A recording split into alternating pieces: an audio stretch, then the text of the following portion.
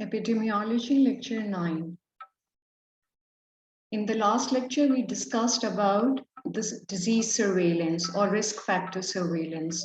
What is surveillance? Sir का मतलब होता है over, veiler का मतलब होता है to watch. So to watch over or to scrutinize the factor that determine the occurrence, distribution and determinations of disease or a health risk factor or a health related event in a population, right? So today we are going to discuss about the functions of disease surveillance. अगर आप देखें तो जो first 4 functions हैं वो वही हैं जो epidemiology के functions हैं. That is to study the natural history of disease by the use of different models, जैसे epidemiologist try it, Bean's model or wheel of disease causation, so as to study the homeostatic balance between the agent, host, and the environment. The second function to study or to set the disease control priorities based on the burden of disease, that is the prevalence of disease, new cases, the incidence of disease, the mode of transmission, and costs to individual, family, and the society. Third, evaluation of health services and interventions, both hospital and community-based, जिसमें 5 levels of prevention use होते हैं, that is health promotion, health protection, early diagnosis and prompt treatment, disability limitation and rehabilitation, और जिसको holistic health care भी कहा जाता है, or you can evaluate health services with the use of 10 A's, which we have already discussed in the last lecture. The fourth function is collection of baseline data, that is the endemic situation, जो regular transmission हो रही है disease की, उसके बारे में पता करना by calculating morbidity and mortality rates and ratios, that is the illness rates, prevalence and incidence of disease, या death rates हैं, cause specific death rates, age and sex specific death rates calculate करना किसी भी particular disease की वजह से, ताकि baseline situation जो हो, एंडेमिक सिचुएशन हो, उसका पता चले. Observation of time trends, surveillance का एक और इम्पॉर्टेंट फंक्शन होता है कि वो ये देखे किसी भी डिजीज ट्रांसमिशन का सीजनल या सेक्युलर ट्रेंड क्या है. सीजनल का मतलब है कि डिजीज कितनी इन्हांस करती है या डिक्लाइन करती है ड्यूरिंग विंटर, समर्स, फॉल और spring.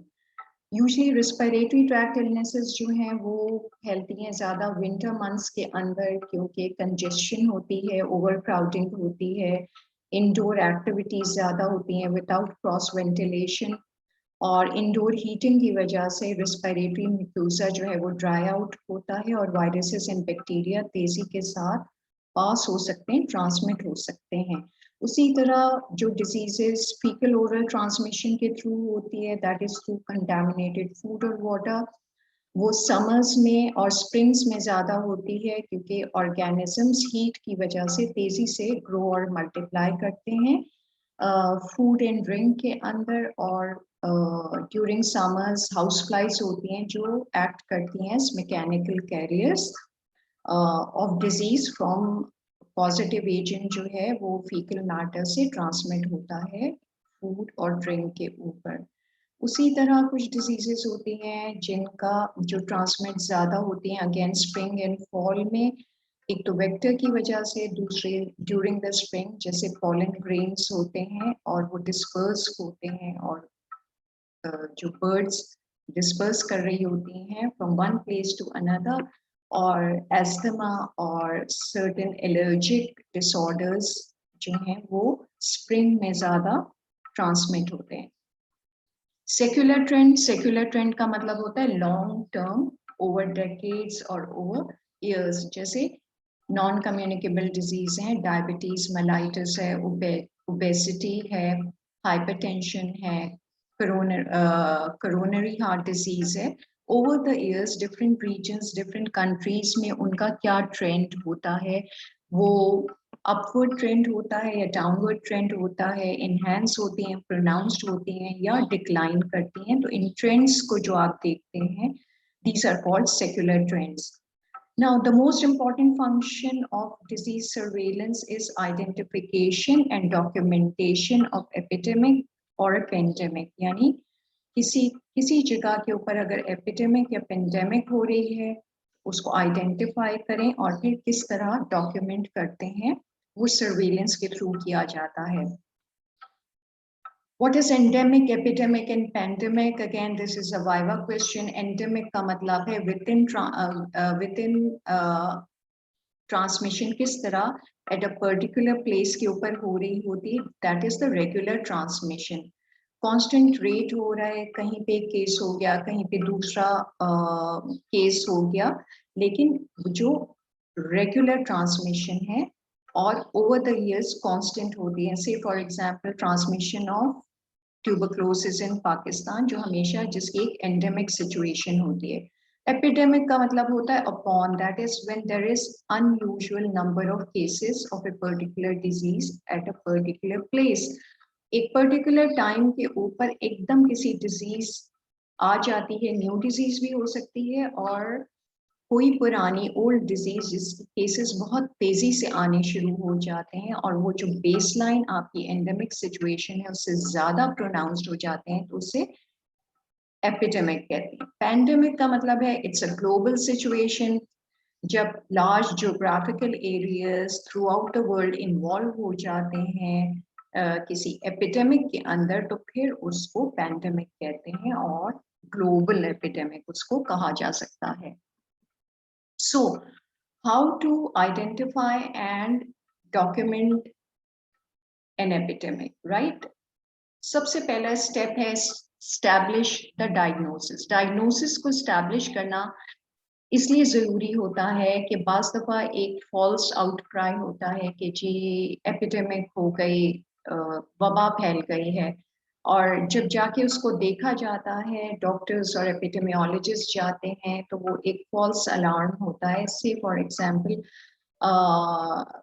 In history it has been documented that कि कहीं पे चिकन पॉक्स हो गया और पब्लिक ने कहना शुरू कर दिया कि स्मॉल पॉक्स के केसेस आ रहे हैं, और जब जाके देखा गया तो पता चला कि वो चिकन पॉक्स है.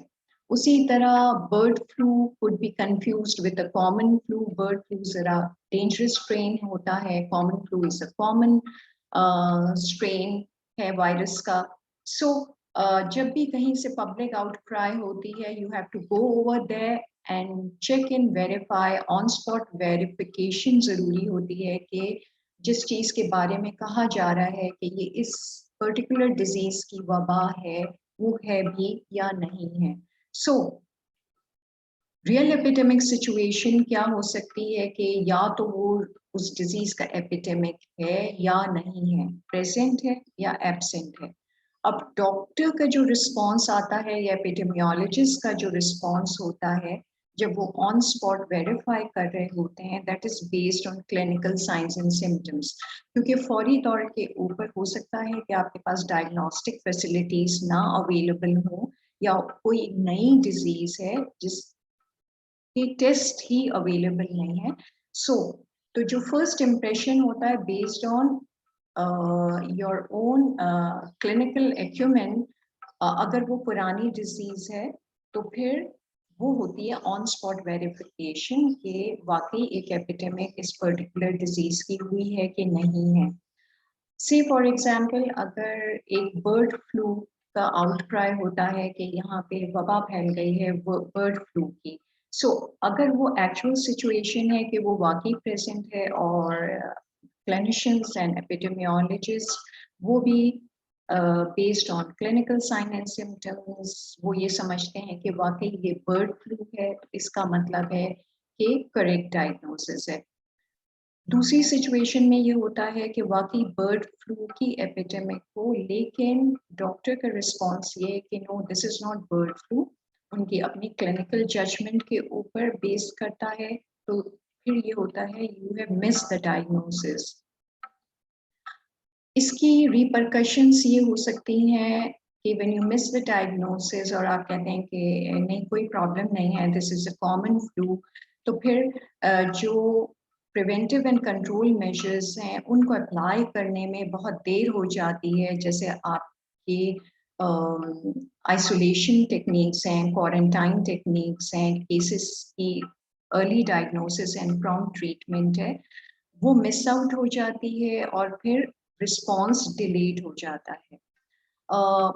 तीसरा सिनारियो ये हो सकता है कि वहाँ पे बर्ड फ्लू की एपिडेमिक नहीं है और डॉक्टर्स का ये रिस्पॉन्स है कि yes the bird flu is present. अब यहाँ पे अगेन यहाँ पे आपके रिसोर्सेज जो हैं वो यूटिलाइज होते हैं ज़्यादा। आप अननेसेसरली लोगों को क्वारंटीन में जाएंगे, वो आइसोलेशन में जाएंगे, आप लोगों को इवैक्यूएट करेंगे उस एरिया से, करने की कोशिश करेंगे। तो again this is not a very good situation कि इसमें एक गलत हो गई है, एक एरर हो गया है और उसके लिए रिस्पॉन्स फिर जो है वो इफेक्टिव नहीं है। फोर्थ सिनारियो ये हो सकता है कि ये yes the bird flu is absent और डॉक्टर्स या एपिडेमियोलॉजिस्ट का ये रिस्पॉन्स है कि yes it is absent, there is no bird flu, ये कोई कॉमन रिस्पिरेटरी ट्रैक्ट इन्फेक्शन है। इस केस में जो है वो सबसाइड हो जाता है, जो आउटक्राई होती है कि नहीं घबराने की कोई ज़रूरत नहीं है, ये नॉर्मल केसेस हैं ऑफ ए कॉमन डिजीज जिसको आसानी से प्रिवेंट या कंट्रोल किया जा सकता है। So the first step is on-spot verification of the diagnosis. Second step, establish case definition. Case definition क्या है? This is the list of specific criteria to decide whether or not a person has the disease in question.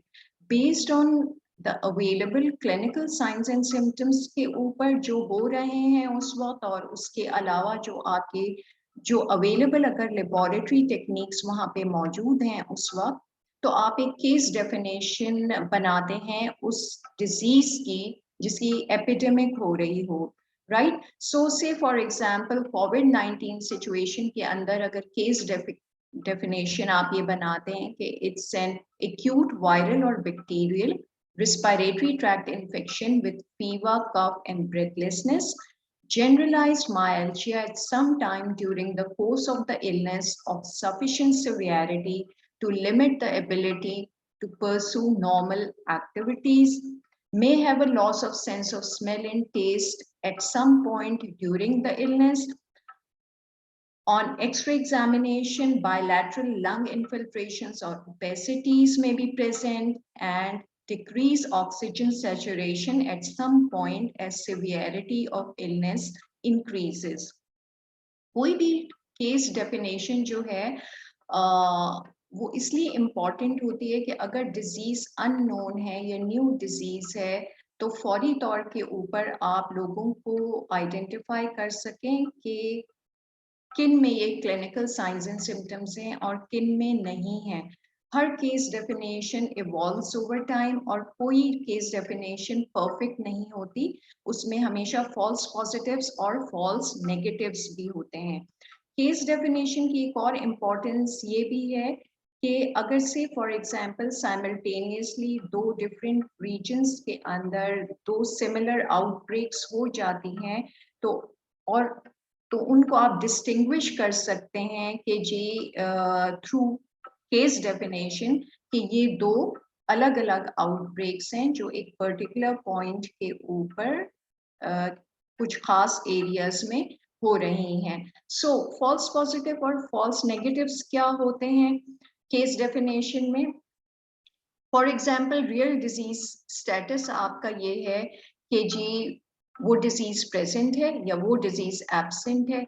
अब cases को जब आप case definition उनके ऊपर apply करते हैं तो या तो वो केसेस हो सकते हैं जिसमें केस डेफिनेशन पॉजिटिव है और वो केसेस जिसमें केस डेफिनेशन नेगेटिव है। तो अगर वाकई वो डिजीज है और केस डेफिनेशन भी पॉजिटिव है, उनमें वही क्लिनिकल साइंस एंड सिम्टम्स हैं या वही बेसिक लेबोरेटरी इन्वेस्टिगेशंस यही चीजें शो कर रही हैं, तो it means these are true positives, यानी बाकी वो डिजीज प्रेजेंट है और केस डेफिनेशन भी पॉजिटिव है। दूसरी सिचुएशन जो होती है, जो एरर सिचुएशन के जी वो डिजीज वाकई एक्चुअली प्रेजेंट है लेकिन केस डेफिनेशन नेगेटिव है due to atypical signs and symptoms, तो again you miss out the cases, जिसकी प्रॉब्लम ये होती है कि अगेन जो क्वारंटीन मेजर्स हैं, आइसोलेशन मेजर्स हैं या इवैक्यूएशन मेजर्स हैं वो आप इन प्लेस नहीं करते, राइट? तो डिजीज की ट्रांसमिशन होने में और फैलने में ये का ज्यादा खतरा होता है। एक और सिचुएशन है कि जब डिजीज, रियल डिजीज स्टेटस ये है कि वो डिजीज एब्सेंट है और केस डेफिनेशन पॉजिटिव आ रही है, ये वो इंडिविजुअल्स हैं जिनमें वो डिजीज नहीं मौजूद है लेकिन केस डेफिनेशन में भी अ सिमिलर डिजीज हो, जैसे कॉमन कोल्ड है उसकी वजह से रिस्पायरेटरी सिम्टम्स आ रहे हैं, तो इसका मतलब ये है कि आप अननेसेसरली कुछ केसेस को जो नेगेटिव हैं आप उनको कह रहे हैं कि वो पॉजिटिव केसेस हैं और इन लोगों को अननेसेसरली आप क्वारंटीन या आइसोलेशन में लेकर जाएंगे, राइट? तो अगेन रिसोर्सेज आपके वेस्ट होते हैं। फोर्थ सिचुएशन ये है कि जी वो डिजीज एब्सेंट है और केस डेफिनेशन भी नेगेटिव है, this is a true situation, truly negative cases हैं। So you have to, whenever कोई भी केस डेफिनेशन होता है या फॉर दैट मैटर कोई भी टेस्ट होता है डिजीज को डायग्नोज करने के लिए या स्क्रीन आउट करने के लिए, तो उसमें हमेशा जो है फॉल्स नेगेटिव्स भी होते हैं और फॉल्स पॉजिटिव्स होते हैं, जो एक एरर होता है या टेस्ट का एरर होता है, और द क्लिनिशियन अगर वो क्लिनिकल साइंस एंड सिम्टम्स के ऊपर टोटली बेस कर रहा है तो क्लिनिकल डायग्नोसिस का एरर होता है। So you have to always watch for the false negatives and the false positives, क्योंकि इनकी अपनी अपनी implications and repercussions होती हैं। Step 3, determine whether an epidemic exists. Epidemic is defined as unusual or unexpected disease occurrence above the baseline, that is above the usual number of cases, that is the endemic level as enumerated by the ongoing surveillance. जो ongoing continuous surveillance होती है, अगर baseline cases का जो है उससे ऊपर चला जाए तो फिर होता है कि उसने epidemic threshold को क्रॉस किया है और unusual, unexpected cases आ गए हैं।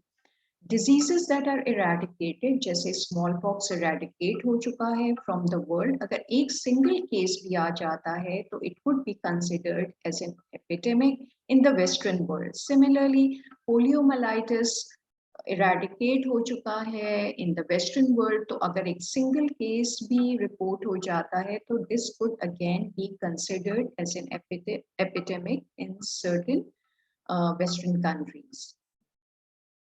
Step 4 is you have to characterize the epidemic by time, place and person. ये वही चीज है जो आपने एपिडेमियोलॉजी में पढ़ी है कि when, टाइम का मतलब है कब शुरू हुई, where, किस जगह के ऊपर हुई और कौन लोग थे जो इफेक्ट हुए। दूसरी आपको देखना होता है या अंदाजा लगाना होता है कि प्रोबेबल स्टार्ट डेट क्या है उस एपिडेमिक की। Again you have to study the host factors, जो लोग इफेक्ट हुए हैं, जो केसेस हैं, उनका एज क्या है, जेंडर क्या है, इम्यून लेवल क्या है, कोमॉर्बिडिटीज मौजूद हैं कि नहीं है, किस ऑक्यूपेशन को वो बिलोंग करते हैं, उनका रेजिडेंशियल एरिया क्या है और उनकी लाइफस्टाइल्स क्या है, जो आपको क्लू प्रोवाइड करते हैं कि एपिडेमिक किस तरह किसी डिजीज की एपिडेमिक किस तरह ट्रांसमिट हो रही है। And again the geographical distribution by place के कौन सी चीजें हैं, कौन सी जगह हैं जो बहुत ज्यादा इफेक्टेड हैं। प्लेस, जियोग्राफिकल लोकेशन या क्लस्टरिंग ऑफ केसेस, ये क्या है? यहाँ पे जब कोई आउटक्राई होती है कि सर्टेन एरिया में एपिडेमिक हुई है या कोई वबा फैल गई है, तो you go over that area और डिमार्केशंस करते हैं, पूरे के पूरे एरिया को सराउंड करके बाउंड्रीज डिटरमिन करते हैं, उसके सेक्शंस और सेगमेंट्स डिवाइड करते हैं। Then you go and enumerate population at risk, यानी वो जो डिनोमिनेटर है, जो सारे लोग उस टोटल एरिया में रहते हैं उनका नंबर आइडेंटिफाई करते हैं कि कितने लोग हैं। दिस इज द डिनोमिनेटर, जिसमें से आप न्यूमरेटर निकालेंगे, वो लोग जो इफेक्ट हुए उस पर्टिकुलर डिजीज से। Then you search for all cases and contacts, कि किस तरह आप सर्च करेंगे, डोर टू डोर जाएंगे और देखेंगे कि प्राइमरी और सेकेंडरी केसेस कौन से हैं। प्राइमरी केस जो फर्स्ट केस होता है, और जो सेकेंडरी केस जो है, जो प्राइमरी केस से एक्सपोज्ड होने के बाद जाते हैं। तो जब आप हाउस होल्ड्स में जा रहे होते हैं तो एक डिजीज केस आ गया, फिर देखा कि कितने और हाउस होल्ड मेंबर्स हैं जो एक्सपोज्ड हुए। तो फिर आप जब कंट्रोल मेजर्स आप अप्लाई करते हैं तो फौरी तौर पे जो केसेस हैं उनको आइसोलेट किया जाता है, और जो कॉन्टैक्ट्स या एक्सपोज्ड हैं उनको क्वारंटीन किया जाता है। Collect case data on epidemiological case sheets. Again ये पूरी की पूरी इंफॉर्मेशन जो है टाइम, प्लेस एंड पर्सन की, ये पूरा का पूरा आपका क्वेश्चनर होता है, जिसको केस शीट्स या रिव्यू शीट्स कहते हैं। और हर केस का डेटा जो है वो इसके ऊपर ट्रांसमिट किया जाता है और लिया जाता है। And last is to create spot maps. Now, spot maps क्या होते हैं? A map showing the geographic location of people with a specific attribute, for example, cases of an infectious disease. One dot can depict a fixed number of cases. For example, जैसे एक geographical area है, वहाँ पे एक dot represent करता है 100 cases को, तो इसका मतलब है कि जो सबसे बिलो है, अगर सिंगल डॉट है तो इसका मतलब है यहाँ पे 100 केसेस हैं। जहाँ पे 2 डॉट्स हैं उसका मतलब है कि 200 केसेस हैं। जहाँ पे 4 डॉट्स हैं उसका मतलब है 400 केसेस हैं, and so on and so fourth. Now spot map जो है cannot be used to determine population attack rate or attack rate unless at risk population in that area is known, right? Unless and until denominator नहीं है, यानी उस specific area की total population आपके पास नहीं है, तो आप अटैक रेट नहीं, राइट? तो इसके लिए डिनोमिनेटर होना जरूरी होता है। Now computer programs are designed for storing, manipulating, analyzing, and displaying data in a geographic context. Very useful for mapping surveillance data by place, जिसको GIS भी कहते हैं, Geographical Information System। और जो आप मैप्स, स्पॉट मैप्स बना सकते हैं, वो CDC की एक साइट है, www.cdc.government epinfo, और यहाँ पे जाके बहुत इजीली स्पॉट मैप्स क्रिएट किए जा सकते हैं। Now, when the epidemic is declared over, this is important. Again, a viva question. An area is declared free of epidemic when the time equivalent to twice the maximum incubation period of that disease has passed after the last reported case. Last reported case के बाद उतना time जो maximum incubation period है उससे twice आप कर लें, वो सारा गुजर गया हो और कोई नया केस नहीं रिपोर्ट हुआ हो, तब you declare an area as free of epidemic. Say for example, अगर कोविड-19 का मैक्सिमम इंक्यूबेशन पीरियड 7 डेज है, तो इसका मतलब है कि अगर 14 डेज पास हो चुके हैं after the last reported case in that area और कोई नया केस रिपोर्ट नहीं हुआ, तो फिर आप कहते हैं कि इस जगह के ऊपर का epidemic is over. Time. The time dimension of epidemic is reported by plotting an epidemic time curve. Epidemic time curve क्या है? It is a graphical presentation of an epidemic with time on the x-axis and number of cases on the y-axis. On the x-axis, the unit of time is at or smaller than the minimum expected incubation period of that disease.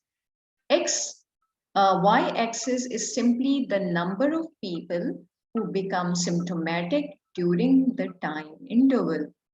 Rate is not used in plotting the epidemic time curve. Say, this is an epidemic time curve जो x axis के ऊपर आपका simply time है, that is 2nd November, 3rd November, 4th, 5th, 6th and 7th November. जो time intervals हैं वो 12 hours के हैं, AM and PM, forenoon and afternoon. और जो आपका y axis है उसके ऊपर simply the number of cases हैं 4, 8, 12, 16, 20, so on and so forth. So right, say for example अगर epidemic आप सस्पेक्ट कर रहे हैं कि बेसिलरी डायसेंट्री की एपिडेमिक हो गई है, कोई आउटब्रेक हुई है, तो जो मिनिमम इंक्यूबेशन पीरियड है उसका 12 आवर्स, तो उस ड्यूरेशन के आप टाइम इंटरवल्स करते हैं. जैसे for example on the 2nd of November 12 hours in AM and 12 hours in PM, 3rd November में इसी तरह, और उसके बाद आप एपिडेमिक कर्व ड्राई करते हैं, टाइम कर्व जी, जो केसेस आने शुरू हुए 2nd November के in the PM, in the afternoon में आने शुरू हुए, कितने केसेस आए, और उसके बाद इसी तरह कितने डेज के ऊपर किस टाइम इंटरवल में AM में या PM में कौन से केसेस आए. तो जो इंक्यूबेशन पीरियड है, जो उसका शॉर्टेस्ट इंक्यूबेशन पीरियड है, जो भी सस्पेक्टेड डिजीज है, उस शॉर्ट इंक्यूबेशन पीरियड में फिर आप फर्दर अगेन उसको डिवाइड कर देते हैं AM एंड PM में, ताकि कोई केस मिस ना हो और आपको actual probable time of exposure का पता रहे. इंफॉर्मेशन क्या मिलती है एपिडेमिक टाइम कर्व से? सबसे पहले तो टाइप ऑफ एक्सपोजर के वो कॉमन सोर्स है, यानी point source, single source epidemic है, या कॉमन सोर्स तो है लेकिन परसिस्टेंट या कंटिन्यूअस सोर्स है, या वो प्रोपेगेटेड एपिडेमिक है. कॉमन सोर्स का मतलब होता है सिंगल सोर्स एपिडेमिक, जैसे किसी जगह के ऊपर फूड कंटामिनेटेड था, फूड कंटामिनेशन की वजह से इस पॉइंट के ऊपर जितने लोगों ने खाना खाया उनमें वो पर्टिकुलर फूड पॉइजनिंग के केसेस आना शुरू हो गए.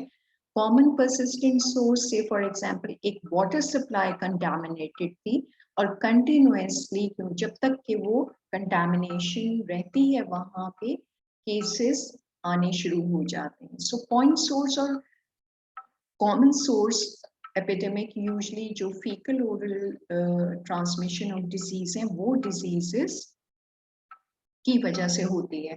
Propagated person to person transmission इसके अंदर होती है, that is say for example respiratory tract अगर इलनेसेस हैं वो from one person to person through या तो एयरबोर्न होती हैं, इस वजह से ट्रांसमिशन हो रही होती है, तो वो पर्सन टू पर्सन यानी प्रोपेगेटेड ट्रांसमिशन होती है. तो टाइप ऑफ एक्सपोजर पता होता है, कॉमन सोर्स है या प्रोपेगेटेड है, मोड ऑफ ट्रांसमिशन के बारे में पता चलता है कि रेस्पिरेटरी है या फीकल ओरल है, probable time of exposure of cases.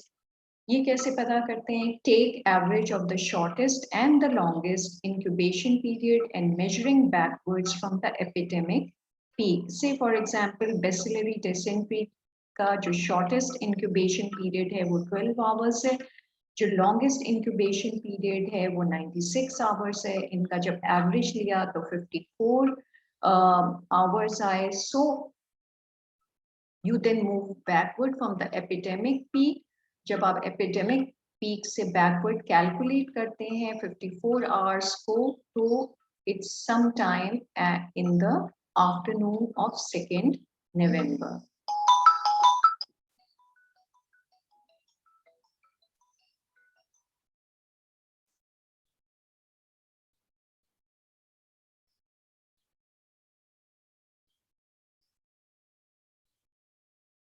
Right?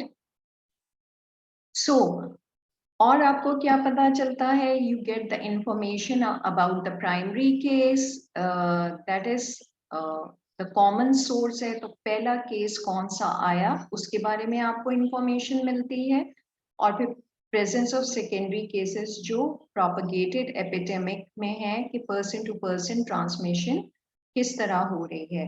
Again you can find out about the duration of the incubation period, कि probable कितना incubation period है from the primary case to the secondary case कब आया, तो एक अंदाजा हो जाता है कि incubation period जो है वो कितना कितना है। So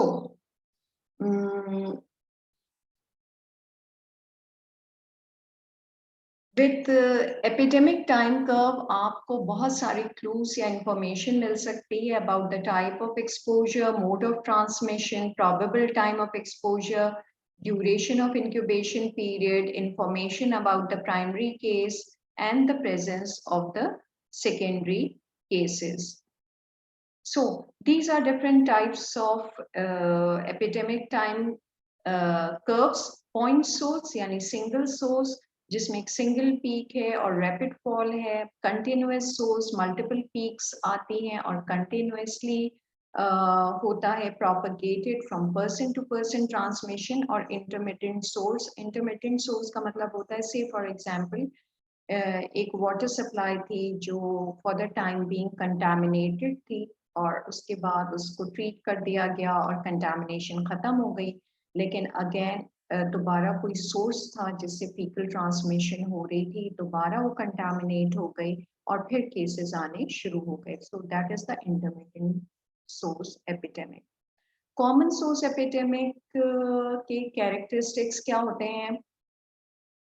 The same source, for example, a contaminated water supply or food in hostel mess में खाना खा लिया जो contaminated था with Shigella boyidi, Bacillary dysentery से या से amoebiasis से या Vibrio cholerae से जिसे कॉलरा होता है, तो contamination हो गई, या hepatitis A से। It occurs over a short period of time. जितना इंक्यूबेशन पीरियड होता है उतनी ही उसी में फिर केसेस आने शुरू हो जाते हैं, एक हुआ फिर दूसरा फिर तीसरा।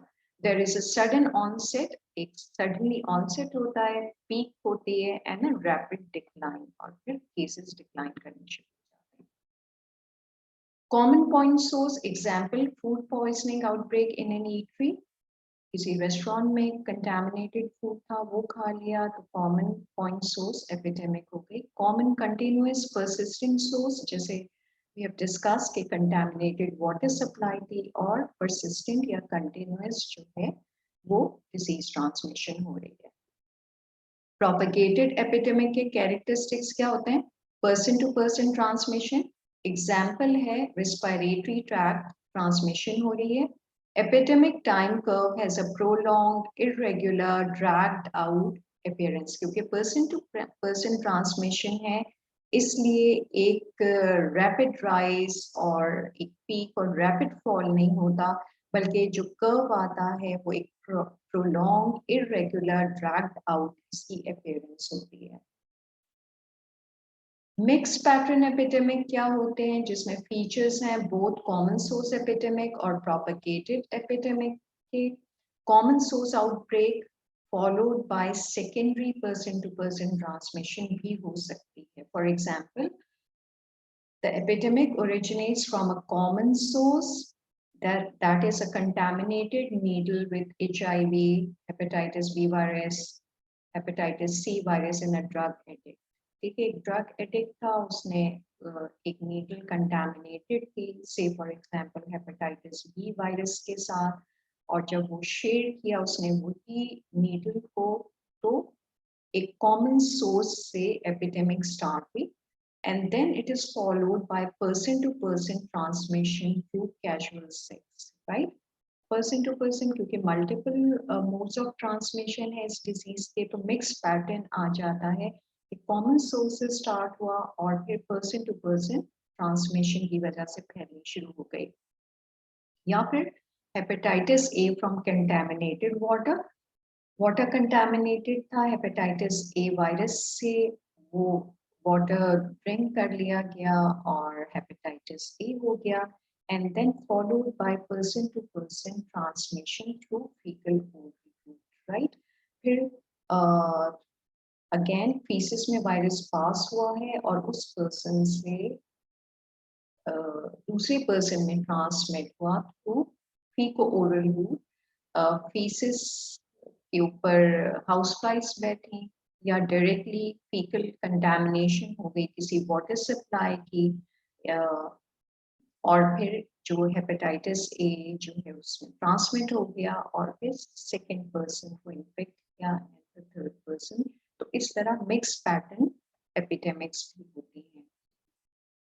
पर्सन कैरेक्टरिस्टिक्स क्या होते हैं किसी भी एपिडेमिक में, आपने देखना होता है कि जो होस्ट है या जो केस है उसकी एज क्या है, gender, race, comorbidity, level of immunity, immunisation status, that is natural infection और वैक्सीनेशन के थ्रू होता है immunisation status against a certain disease. Occupation क्या है, फाइनेंशियल इकोनॉमिक स्टेटस क्या है, सोशियो कल्चरल रिलीजियस बिहेवियर क्या है जो प्री डिजीज ट्रांसमिशन को इनहेंस कर रहा है या उसको सबसाइड करने में मदद दे रहा है, रेजिडेंशियल एरिया क्या है, उस जगह के ऊपर sources of water supply, milk and food supply क्या है, और contact with the other affected person क्या है, यानी contact tracing. Step 5, develop hypothesis regarding source, route of spread, and type of the epidemic. A hypothesis is a statement that can be tested. Say for example, source के बारे में आपने hypothesis बनाना होता है कि infected person primary case क्या था या index case क्या था, right? या आपका सोर्स हो सकता है कोई वाटर सप्लाई है या कोई फूड सप्लाई है या कोई मिल्क सप्लाई है, वो भी आपका सोर्स है, राइट। पॉजिटिव एजेंट क्या है, वायरस है या बैक्टीरिया है, मोड ऑफ ट्रांसमिशन क्या है, रिस्पिरेटरी है, पर्सन टू पर्सन ट्रांसमिशन है या fecal oral transmission है, sexual transmission है, the vector borne transmission. So you have to comment on the mode of transmission and what is the type of epidemic. आपको क्या नजर आ रहा है कि ये propagated epidemic है या ये common source epidemic है. So से फॉर एग्जांपल कोविड-19 है और एक न्यू डिजीज है, तो हाइपोथेसिस बनाया गया कि सोर्स है the infected person, the primary और the index case, causative agent is either a virus or a bacteria, mode of transmission है that is the respiratory, or type of epidemic है propagated, that is person to person. So this epidemic is caused by a virus or a bacteria through respiratory tract, resulting in person-to-person transmission. Step 6, test the hypothesis. अब hypothesis को कैसे test करेंगे कि वो सही है या वो नहीं है? First, the laboratory investigations, या आप टेस्ट करेंगे causative agent को देखने के लिए। कोविड-19 में जैसे patients nasal and throat swabs लिए गए, पीसीआर टेस्ट किया गया, polymerase chain reaction for antigen detection for कोविड-19। फिर आप कंप्लीट ब्लड एग्जामिनेशन कर सकते हैं और देख सकते हैं कि क्या ब्लड में क्या पैरामीटर्स हैं, ब्लड को कल्चर करके देख सकते हैं कि कोई ऑर्गेनिज्म तो नहीं डिटेक्ट होता। Then you can culture the suspected food and water, food और water outbreaks के अंदर causative agent को देखने के लिए, बैक्टीरिया को देखने के लिए, बहुत सारे केसेस में food और water को कल्चर किया जाता है बहुत सारी एपिडेमिक्स में। Then there are serological studies, antibody detection के लिए कि acute and convalescent serum में राइज इन टाइटर हो रहा है एंटीबॉडीज का कि नहीं हो रहा है ओवर टाइम। अगेन जब भी कोई पॉजिटिव एजेंट बॉडी के अंदर आता है और इम्यून रिस्पॉन्स जनरेट होता है तो पहले आईजीएम एंटीबॉडीज डेवलप होती हैं, फिर आईजीजी होती हैं ओवर द वीक्स। सो कोविड-19 में आप देखते हैं एक्यूट एंड कन्वलेसेंट सीरम में कि आईजीएम और IgG against spike proteins of कोविड-19 मौजूद हैं या नहीं हैं। देन सर्टेन एपिडेमिक्स में स्टूल एग्जामिनेशन किया जा सकता है ओवा एंड पैरासाइट्स के लिए, और you can also go for testing of the non microbiological agents जैसे टॉक्सिन्स हैं या कोई मेटल्स हैं, लेड पॉइजनिंग होती है और लेड से कंटामिनेशन हो रही है किसी वाटर की और उसकी वजह से अगर अनयूजुअल नंबर ऑफ केसेस आने शुरू हो जाते हैं तो वो भी आप चेक कर सकते हैं। टॉक्सिन्स भी हो सकते हैं और सर्टेन एलिमेंट्स भी हो सकते हैं। Now hypothesis testing, case control studies are done to find an association between the source, that is the food and water, and the cases. Usually case control studies आप करते हैं एपिडेमिक्स में जो food या वाटर कंटामिनेशन होती है तो एक इनडायरेक्ट वे है ये देखने का कि ये पर्टिकुलर फूड या वाटर रिस्पॉन्सिबल है इस increase in number of cases का या नहीं। तो केसेस वो लोग होते हैं जिनमें साइन एंड सिम्टम्स होते हैं, डेवलप दैट डिजीज, कंट्रोल्स वो हैं जो एक्सपोज तो थे लेकिन उनमें वो डिजीज डेवलप नहीं हो गई। Now say for example in a pastry shop there were certain people particular point in time के ऊपर जो टोटल नंबर ऑफ लोग थे वहां पे वो 80 थे। कुछ लोगों ने वहां पे जाके लेमन टार्ट खाया और बाकी वो लोग थे जिन्होंने कुछ और से फॉर एग्जांपल चॉकलेट पेस्ट्री खाई या कुछ और खा लिया लेकिन लेमन टार्ट नहीं खाया। तो एक्सपोज्ड वो हुए जिन्होंने लेमन टार्ट लिया, नॉन एक्सपोज्ड वो हैं जिन्होंने लेमन टार्ट नहीं लिया, कंज्यूम नहीं किया। अब वो जिन्होंने लेमन टार्ट खाया था वो टोटल जो केसेस हुए उस पर्टिकुलर डिजीज के वो 15 थे। और जब आपने हिस्ट्री ली जाके उन सारे लोगों की एपिडेमियोलॉजिकल केस शीट्स के ऊपर, तो आपने नोट किया कि वो जिन्होंने लेमन टार्ट खाया था उनमें से 14 को वो पॉइजनिंग हो गई और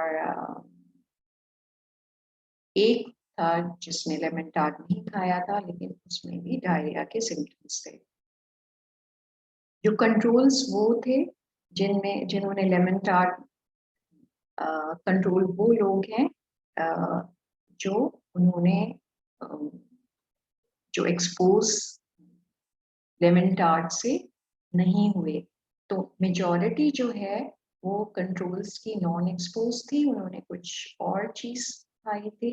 तो 64 में उनको वो डिजीज नहीं हुई, जबकि एक शख्स को ऑल्दो कि उसने लेमन टार्ट खाया था लेकिन फिर भी उसको डिजीज नहीं हुई, कोई साइन एंड सिम्टम्स अपियर नहीं हुए। तो केसेस वो होते हैं जिनमें डिजीज अपियर करती है, कंट्रोल्स वो होते हैं जिनमें डिजीज नहीं होती। तो जब आपने उसका ऑड्स रेशो कैलकुलेट किया, ऑड्स रेशो आप कैलकुलेट करते हैं जिसको क्रॉस प्रोडक्ट रेशो भी कहा जाता है, यानी क्रॉस मल्टीप्लिकेशन। ये आगे जाके हम केस कंट्रोल स्टडीज में पढ़ेंगे, लेकिन यहाँ पे just to simplify, 14 multiplied by 64 and 1 is multiplied by 1. So your answer is 896.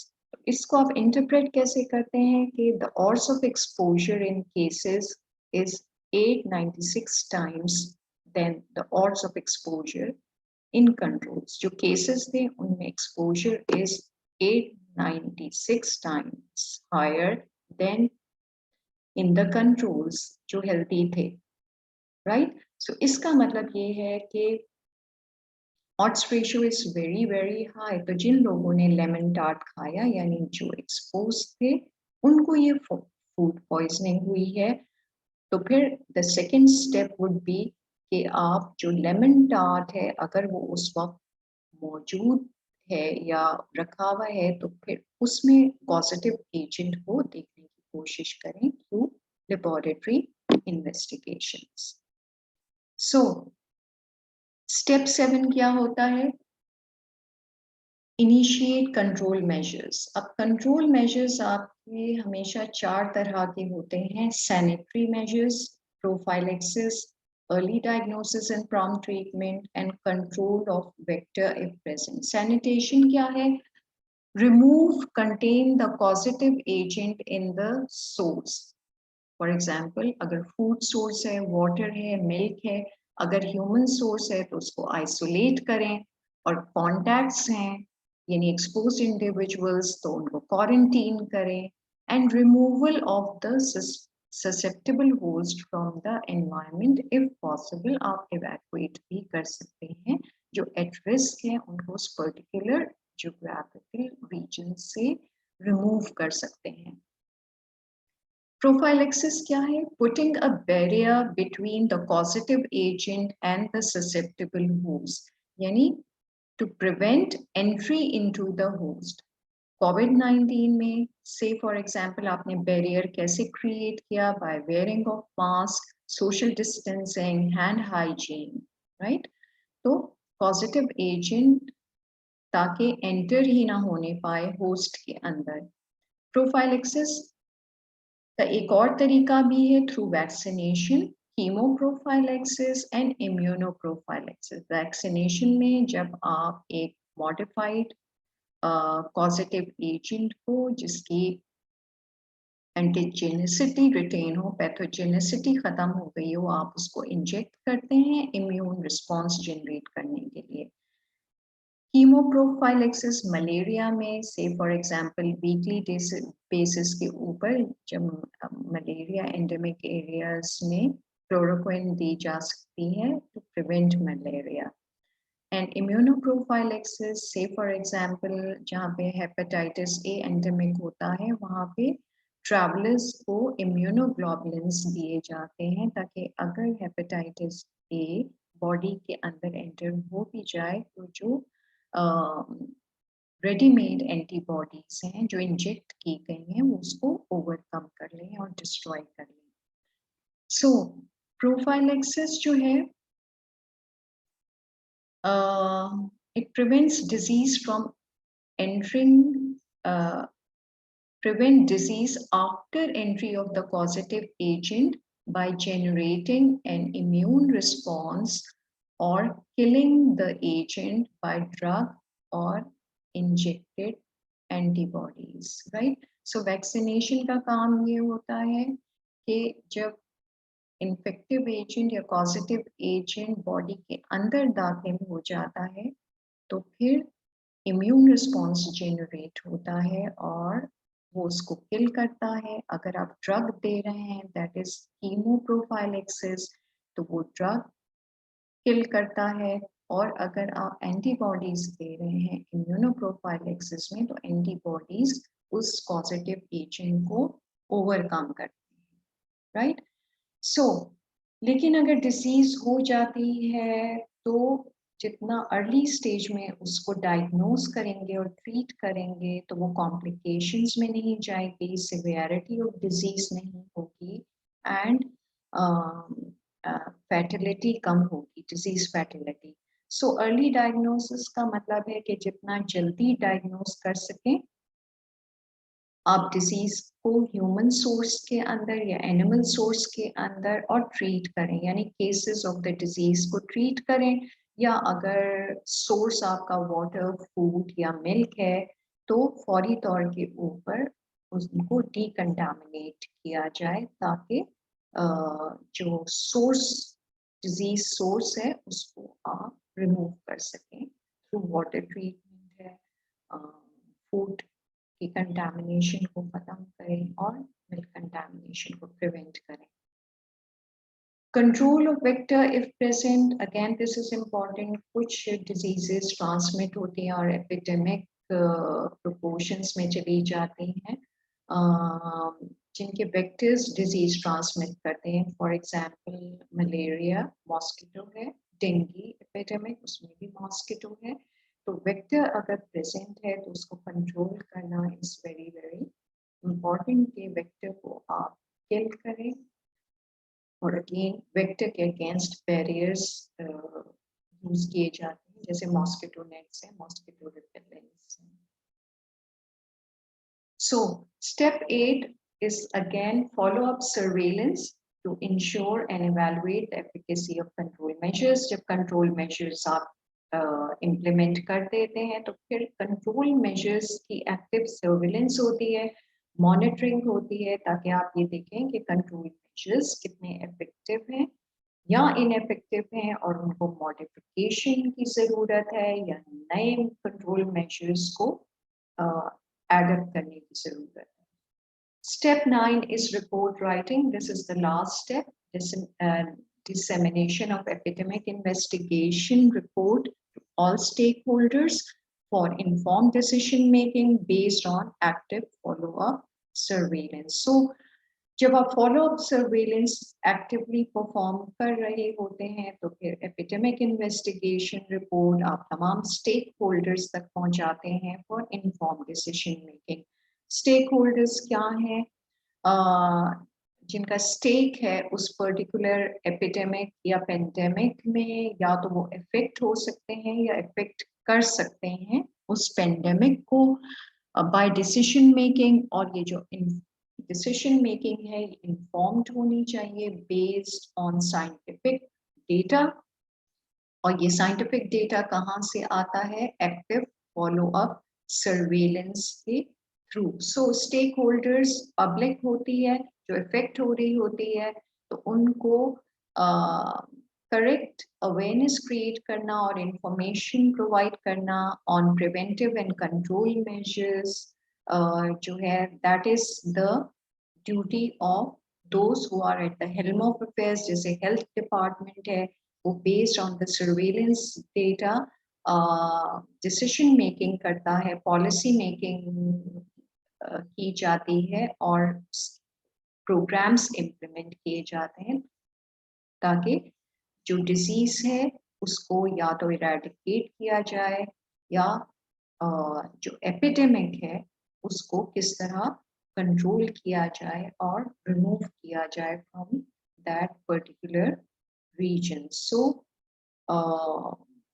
This is the last step कि जी रिपोर्ट राइटिंग सबमिट की जाती है ताकि कंटिन्यूअस इन्फॉर्म डिसीजन मेकिंग हो रही हो. जैसे फॉर एग्जांपल कोविड-19 पाकिस्तान NCOC वो ऑर्गेनाइजेशन है, national command and operation cell, जिसमें कोविड-19 से रिलेटेड इन्फॉर्म डिसीजन मेकिंग होती है, पॉलिसी एंड प्लानिंग हो रही होती है based on the active follow up surveillance data कि किस तरह इस एपिडेमिक को कंट्रोल करना है. So thank you. That is all for today.